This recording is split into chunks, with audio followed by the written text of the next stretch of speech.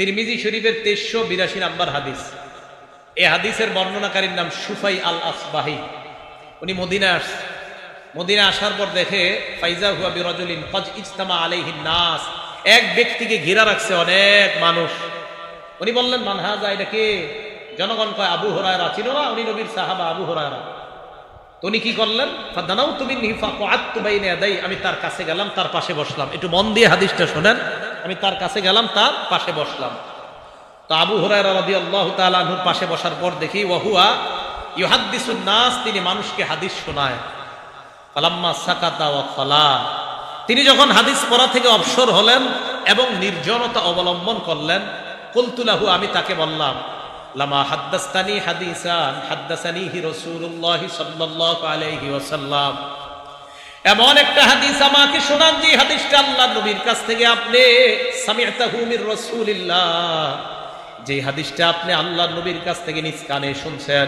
আকলতাহু ওয়া আলিমতাহু ওয়া আকলতাহু, যে হাদিসটা আপনি বুঝেছেন এবং জেনেছেন এমন একটা হাদিস আপনি শোনান। আবু হুরায়রা জবাব দিলেন, লা আফআলু, আমি তোমাকে শোনাবো, লা উহাদ্দিসান্নাকা হাদিসান হাদ্দাসানিহি রাসূলুল্লাহ, আমি তোমাকে এমন একটা হাদিস শোনাবো যে হাদিসটা আল্লাহর নবী আমাকে শোনাইছেন, এই হাদিসটা আমি তোমাকে শোনাবো। ফানাশাগা আবু হুরায়রা নাশওয়াতান, আবু হুরায়রা সাথে সাথে বেহুশ হয়ে গেছে। কি হয়ে গেছে? হাদিস কিন্তু কয় নাই, বেহুশ হয়ে গেছে।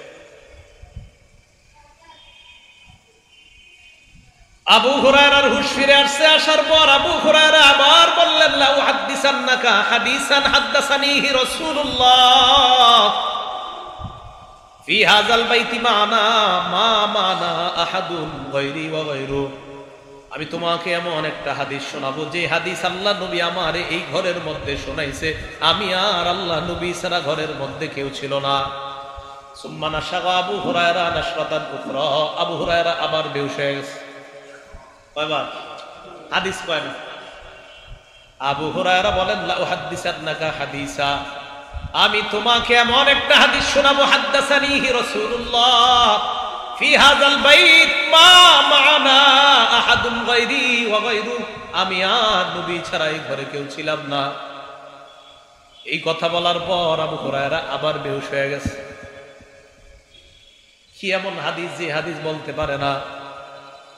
আবু হুরায়রা রাদিয়াল্লাহু তাআলা আবার বলে, আমি তোমাকে এমন একটা হাদিস শোনাবো, নবীজি এই ঘরে এই জায়গায় বসে হাদিসটা আমাকে শোনাইছে, আমি আর আল্লাহ নবী ছাড়া কেউ শুনে নাই।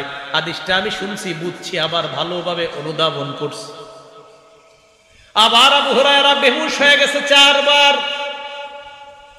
আবার হুঁশ ফিরে আসার পর ফালাম্মা মার খাররান আলা ওয়াজহি মালা খাররান আলা ওয়াজহি, আবু হুরায়রা মাটির মধ্যে পড়ে যাওয়ার উপক্রম, আসনাতুহু আলাইয়া, আমি আবু হুরায়রার শরীরটা আমার শরীরের সাথে লাগাইলাম।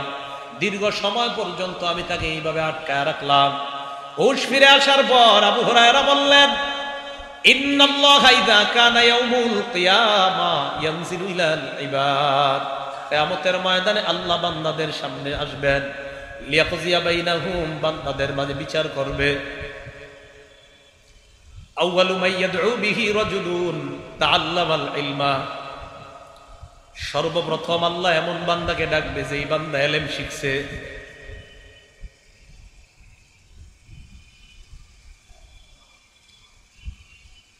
এরপর ডাকবে রাজুলুন কুতিলা ফি সাবিলিল্লাহ, যেই ব্যক্তি আল্লাহর রাস্তায় শহীদ হয়েছে এমন বান্দাকে ডাকবে। এরপর ডাকবে রাজুলুন কাসীরুল মাল, সম্পদশালীকে আল্লাহ ডাকবে। প্রথমে আলেমকে আল্লাহ বলবে, আলাম উআল্লিমকা মা আনজালতু আলা রাসূলি, আমি কি তোমাকে এমন বিদ্যা শিক্ষা দেই নাই যে বিদ্যা আমি আমার নবীর উপর নাজিল করেছিলাম। ফামা আলিমতা ফামা আমিলতা ফিমা উল্লিমতা, তোমাকে যে বিদ্যা শিখানো হয়েছে কি আমল তুমি করেছো বলো। আলেম জবাব দিবে, আকুমু বিহি আনা আল-লাইলি ওয়া আনা আন-নাহার, আমি সকাল সন্ধ্যা আমল করছি, মানুষকে শিখাইছি। আল্লাহ বলবে, কাযাবতা, তুমি মিথ্যা বলছো। ওয়া তাকুলুল মালাইকাতু কাযাবতা, ফেরেশতারাও সাথে সাথে বলবে তুমি মিথ্যা বলছো। আলেমকে আল্লাহ বলবে তুমি মিথ্যা বলছো, ফেরেশতারা বলবে তুমি মিথ্যা বলছো।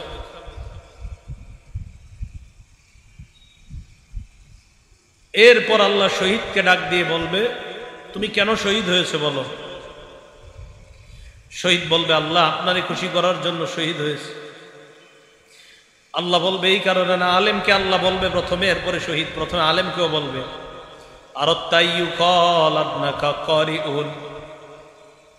তুমি চেয়েছো জনগণ যেন তোমাকে বড় আলেম বলে, মুফতি মুহাদ্দিস বলে।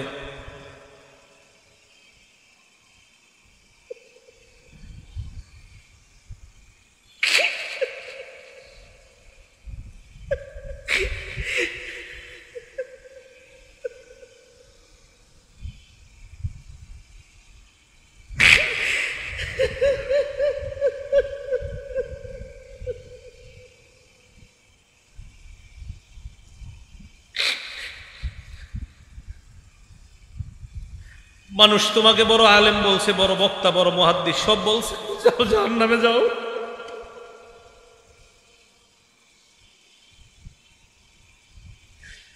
তুমি লড়াই করছো, মানুষ তোমাকে বাহাদুর বলবে এই কারণে, দুনিয়াতে বাহাদুর বলছে, যাও জাহান্নামে যাও। দাতাকে বলবে তুমি যেন বড় দাতা, এটা বলার জন্য তুমি দুনিয়াতে দান করছো, জাহান্নামে যাও। হাদিসে নবীজি বলছেন উলাইকা সালাসা তুসাআরু বিহিমুন নার আউয়ালু মান তুসাআরু বিহিমুন নার। এই তিনজনকে দিয়ে জাহান্নাম জ্বালাবে আল্লাহ। সর্বপ্রথম এই তিনজনের মাধ্যমে জাহান্নাম জ্বালাবে।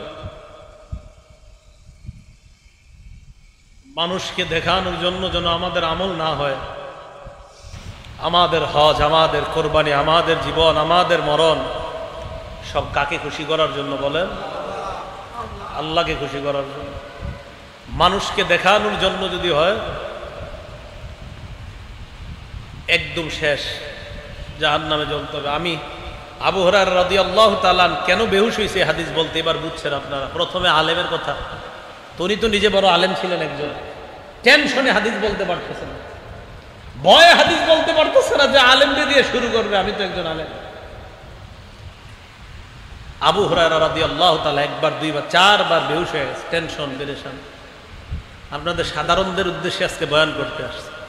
শেষের দিকে কি এক হাদিস মাথায় আসে, এই হাদিস যখন মাথায় আসে তখন আর আপনাদেরকে বয়ান করতে মন চায় না, তখন মন চায় শুধু নিজেরে, আমরা হুজুর যারা আমাদেরকে বয়ান করি, আমরা সাধারণ পাবলিক আপনাদেরকে কি বয়ান করব। বুঝাইতে চাইলাম কোরবানি তো সবাই করি ভাই, কাউরে দেখানোর জন্য কোনো আমল করেন না, নামাজও কাউরে দেখানোর জন্য করবেন না, হজ কাউকে দেখানোর জন্য না। তাহলে আজকে থেকে আমি, আপনি, আমরা সবাই সিদ্ধান্ত, কি আলেম আর কি আপনারা, আমরা সবার সিদ্ধান্ত আমাদের ছোট বড় সব আমল কার জন্য হবে? আল্লাহর জন্য। আমরা সব আমল আল্লাহর জন্য কি করবো তো ইনশাআল্লাহ। তাহলে হজ কার জন্য, কোরবানি কার জন্য? এটা আল্লাহ বলছে ইন্না সালাতি ওয়া নুসুকি ওয়া মাহইয়ায়া ওয়া মামাতি লিল্লাহি রাব্বিল আলামিন। নিশ্চয় আমার নামাজ, ওয়া নুসুকি আমার কোরবানি, ওয়া মাহইয়ায়া আমার জীবন, ওয়া মামাতি আমার মরণ, লিল্লাহি রাব্বিল আলামিন বিশ্ব জগতের রব আল্লাহর জন্য।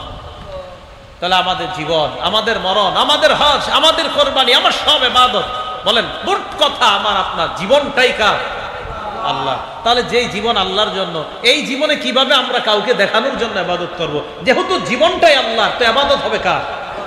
সহজ হিসাব ভাই, মনে থাকবে তো ইনশাআল্লাহ। কোরবানি আল্লাহর, জীবন আল্লাহর, মরণ আল্লাহর ইনশাআল্লাহ। তো এই মাদ্রাসাটার প্রতি ইনশাআল্লাহ আপনারা খেয়াল রাখবেন, এলাকাবাসী যারা আছেন, ওলামায়ে কেরামও আপনারা নেক দৃষ্টি রাখবেন।